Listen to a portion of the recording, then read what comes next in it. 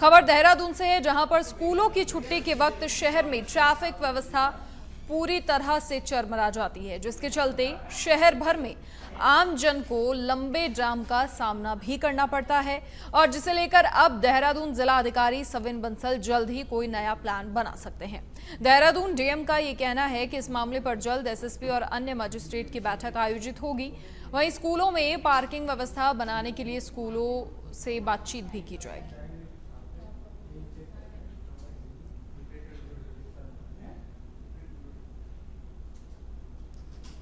तो जिलाधिकारी सविन बंसल शहर की ट्रैफिक व्यवस्था बदहाल हो रही है, इसे लेकर एक्टिव मोड में है और लोगों को हो रही परेशानी को लेकर बैठक कर सकते हैं। देहरादून से खबर बता रहे हैं, जहां स्कूलों की छुट्टी के वक्त शहर में ट्रैफिक व्यवस्था पूरी तरह से चरमरा जाती है और जिसके चलते शहर भर में लोगों को लंबे जाम का सामना करना पड़ता है। देखिए, ये मल्टी प्रोंग स्ट्रेटजी है।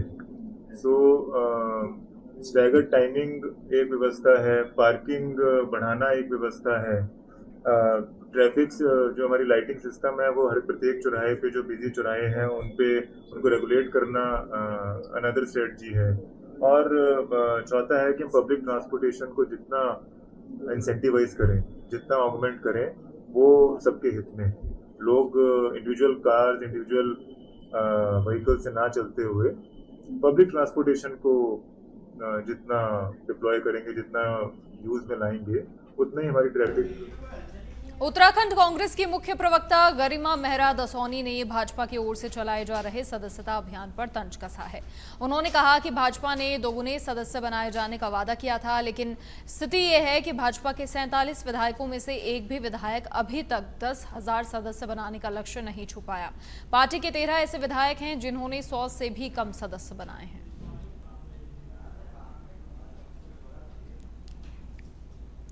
उत्तराखंड कांग्रेस की मुख्य प्रवक्ता गरिमा मेहरा दसौनी ने भाजपा की ओर से चलाए जा रहे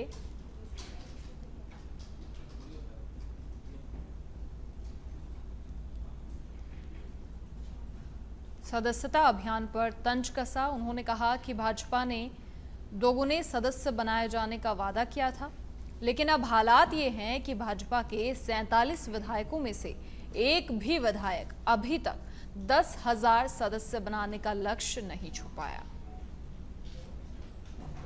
देश को जुमला देते देते इस बार भारतीय जनता पार्टी उत्तराखंड में अपने ही जुमले में फंस गई। बड़ा डंके के साथ और गाजे बाजे के साथ महेंद्र भट्ट ने कहा था कि जितने मतदाता हैं प्रदेश के अंदर उतने हम सदस्य बनाएंगे। अब मैं पूछना चाहती हूं महेंद्र भट्ट जी से, 13 विधायक ऐसे जिन्होंने 100 भी नहीं बनाए पिछले एक महीने में, 7 विधायक ऐसे जिन्होंने 50 भी नहीं बनाए, और आपके संगठन महामंत्री जो हैं लीपापोती करते हुए कह रहे हैं हमारे नेटवर्क नहीं आ रहा है, गांव में मोबाइल के टावर्स नहीं आ रहे हैं, हमारा इंटरनेट नहीं चल रहा है। तो ये किसकी किरकिरी हुई भैया? 7 साल से तुम लोग हो सत्ता में, अगर गांव में इंटरनेट है, एक तरफ तो डिजिटल इंडिया का डुगडुगी पीट रहे हो, दूसरी तरफ। और अब खबर हरिद्वार के लक्सर से है, जहां पर 21 दिन के मेगा ब्लॉक के चलते लक्सर, रुड़की, देहरादून, मुरादाबाद रूट की कई ट्रेनें प्रभावित रहेंगी। आपको बता दें कि ट्रेनों की गति बढ़ाने के लिए रेलवे की ओर से क्रॉसिंग पर ओवरब्रिज या अंडरपास निर्माण, स्टेशन सिग्नल सिस्टम को अपग्रेड किया जा रहा है। मुरादाबाद सहारनपुर रेलखंड के मेवा नवादा स्टेशन पर प्लेटफॉर्म की लंबाई भी बढ़ाई जानी है और इसके लिए 29 सितंबर से 13 अक्टूबर तक नॉन इंटरलॉकिंग और 14 से 20 अक्टूबर तक एनआई वर्क होगा।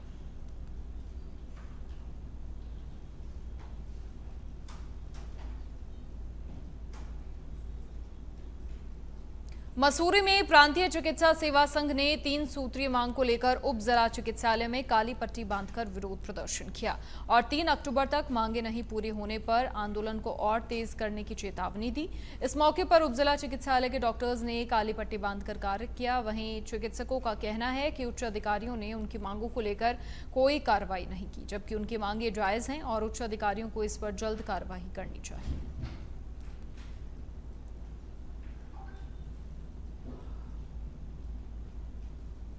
तो प्रांतीय चिकित्सा सेवा संघ का यह आंदोलन और काली पट्टी बांधकर यहां पर विरोध जताया गया 3 सूत्रीय मांगों को लेकर। प्रदर्शन।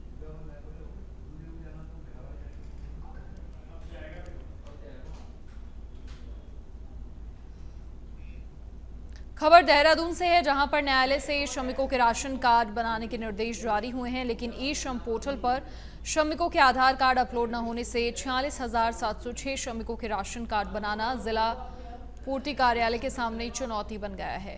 पूर्ति कार्यालय को जो सूची श्रम विभाग से उपलब्ध कराई गई है, उनमें श्रमिकों का पूरा नाम पता तक दर्ज नहीं है, जिसकी वजह से विभाग को परेशानी का सामना करना पड़ रहा है।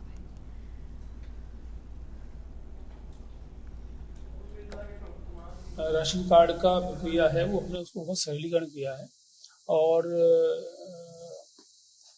इसके अलावा हमने जो भी राशन कार्ड बनाने का जो भी डॉक्यूमेंट्स हैं उसको कम से कम पे हम प्राप्त करके राशन कार्ड बना रहे हैं। इस बीच में माननीय उच्चतम न्यायालय का एक आदेश प्राप्त हुआ, जिसके अंतर्गत जो मजदूर ई श्रम पोर्टल पर दर्ज हैं और उनका राशन कार्ड नहीं बना हुआ है तो उनको टॉप पर। और अब देहरादून से खबर, जहां दून पुलिस ने शहर में खास अभियान चलाया है। लेफ्ट टर्न को बाधित करने वाले वाहन चालकों के विरुद्ध अभियान और मॉडिफाइड और रेट्रो साइलेंसर लगे वाहनों के विरुद्ध भी पुलिस का अभियान जारी है। अलग अलग टीमें गठित कर कार्रवाई की जा रही है।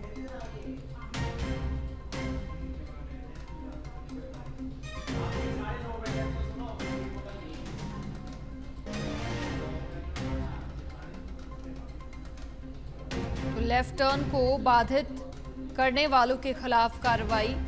दून पुलिस ने शहर में खास अभियान चलाया। अलग अलग टीमों का गठन कर कार्रवाई की जा रही है।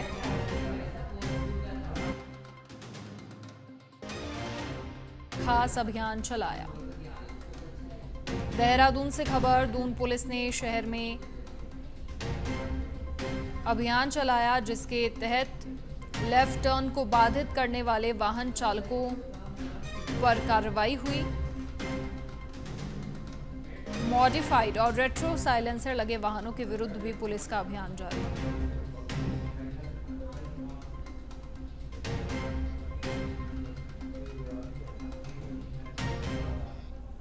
और देहरादून के डोईवाला में ई रिक्शा चालक ने मासूम बच्चों की जान के साथ खिलवाड़ किया। डोईवाला चौक पर ई रिक्शा चालक बच्चों को रिक्शा में ठूस कर ले जा रहा था, और जब लोगों ने उससे पूछा तो वो डर कर माफी मांगने लगा। आपको बता दें कि शहर में ऐसे और भी रिक्शा चालक हैं जिन पर प्रशासन की तरफ से कोई सवाल नहीं किए जाते।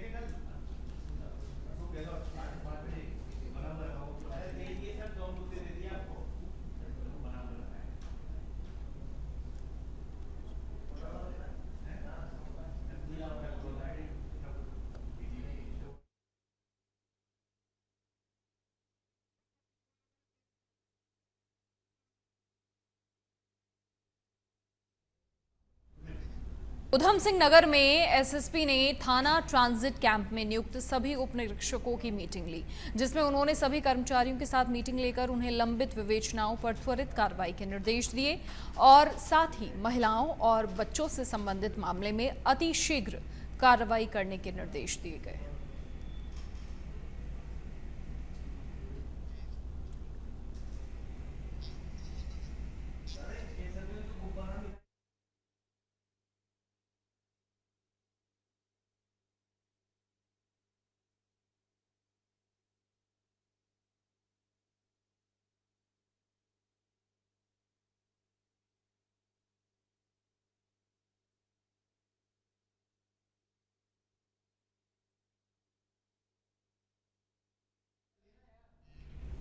देहरादून जिला अधिकारी पद संभालने के बाद से ही काफी एक्टिव मोड पर नजर आ रहे हैं, जिसके बाद अब स्कूलों की स्थिति सुधारने का बेड़ा भी खुद डीएम सविन बंसल ने उठाया है।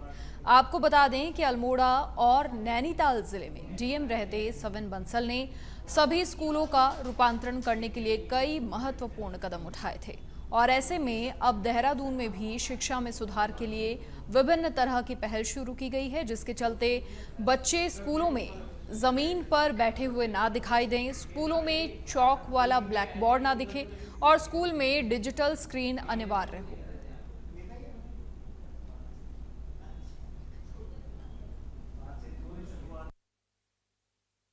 हमारा रोड मैप 2 महीने का है। जिसमें स्कूल्स को आधुनिक बनाने की जो लक्ष्य हैं वो शिक्षा विभाग को दिए गए हैं। वो चाहे वाइट बोर्ड्स हों, समुचित प्रकाश व्यवस्था हो क्लास में, उनका एम्बियंस कलरफुल करना हो, बच्चों के लिए फर्नीचर हो, प्लेग्राउंड एक्टिविटी हो, एटलीस्ट वन आउटडोर एक्टिविटी हो, या टॉयलेट्स हों, उनकी किचन हो, डिजिटल स्क्रीन्स हों। सो इसमें रोड मैप ऑलरेडी हमारा रेडी हो गया है, वो प्रसारित भी कर दिया जाएगा। जो हमारा समग्र शिक्षा अभियान का बजट है उसको रीडू किया गया है, उसको रीमॉडल किया गया है और उसमें स्पेसिफाई की गई हैं ये इंस्ट्रक्शंस कि ये चीज़ें प्रिंसिपल्स को अनिवार्य रूप से स्कूल्स में लगानी होंगी। देहरादून में दून पुलिस ने 10,000 के इनामी अभियुक्त संजय गुप्ता को गिरफ्तार किया है। एसएसपी दून की सटीक रणनीति से दून पुलिस के चक्रव्यूह में आरोपी फंस गया था। साथ ही आपको बता दें कि आरोपी उत्तर भारत में सक्रिय अंतर्राज्यीय बाबा अमरीक गिरोह का मुख्य सदस्य है, जिसके खिलाफ यूपी, हरियाणा समेत कई राज्यों में मामले दर्ज।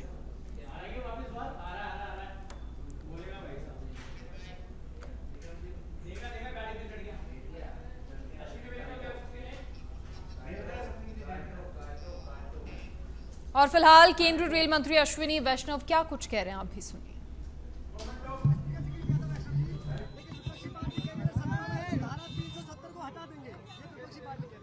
देखिए, संविधान की जो व्यवस्था है उस व्यवस्था के हिसाब से धारा 370 एक जो टेम्परेरी व्यवस्था थी वो पूरी तरह से समाप्त हो चुकी है।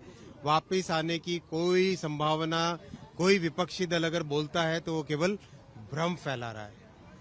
उनकी बातों का आप विश्वास मत कीजिए। आज भारतीय जनता पार्टी के इन प्रयासों के कारण, एनडीए की सरकार के इन प्रयासों के कारण, प्रधानमंत्री श्री नरेंद्र मोदी जी के इस दृढ़ संकल्प के कारण जम्मू और कश्मीर में सभी नागरिक भारत के संविधान के अनुसार एक इस राष्ट्र के, इस मजबूत राष्ट्र के डेमोक्रेसी के प्रोसेस में पार्टिसिपेट कर पा रहे हैं।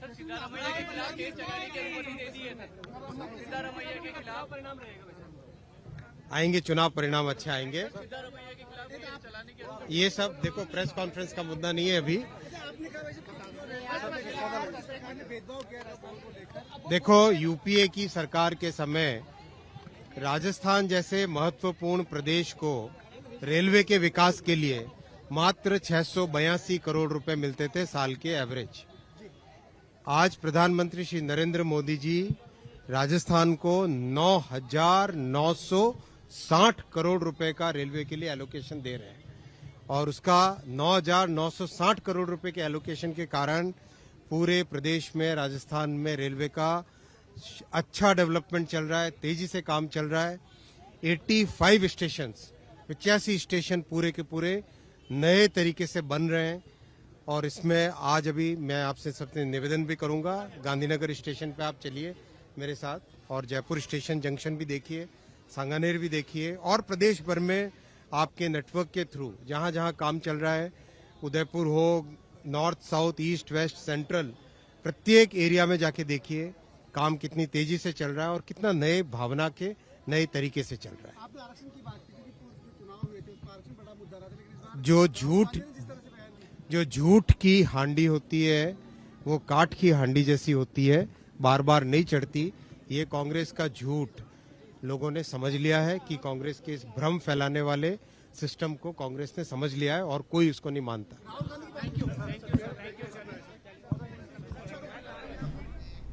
और अब खबर उत्तराखंड के गदरपुर के कुंदनपुर गांव से है, जहां एक 35 वर्षीय युवक की अधजली लाश मिलने से हड़कंप मच गया। शव उसके घर से कुछ दूर खेत से बरामद हुआ और देखते ही देखते ग्रामीण और आसपास के लोगों की भीड़ इकट्ठा हो गई। ग्रामीणों ने पुलिस को सूचना दी, जिस पर पुलिस ने शव को कब्जे में लेकर पोस्टमार्टम के लिए भेजा। वहीं पुलिस मामले की जाँच कर रही है। किसी भी प्रकार का किसी से कोई झगड़ा नहीं था, इसका कोई कलेशबाजी नहीं थी, तो कुछ भी नहीं था किसी के साथ भी। अपना खाना है, रोज दिहाड़ी करनी है इसने और जाना था। जिस अवस्था में इसकी लाश मिली है भाई साहब, यहाँ ना बिजली का करंट है, ना किसी प्रकार का कोई ऐसा साधन है, आवाजाही भी कम है, यहाँ पे सुनसान इलाका है। तो मुझे संदेह है कि इसकी कहीं ना किसी साजिश के तहत इसकी हत्या की गई है। हल्द्वानी के होली ग्राउंड मंगल पड़ाव स्थित पर लगी भक्त प्रहलाद की मूर्ति को कल रात अराजक तत्वों ने खंडित कर दिया। पूरे मामले को लेकर पुलिस जांच में जुटी है। पुलिस का कहना है कि आरोपी की जल्द ही गिरफ्तारी होगी और जैसे ही ये मामला सामने आया उसके बाद से लोगों में रोष है।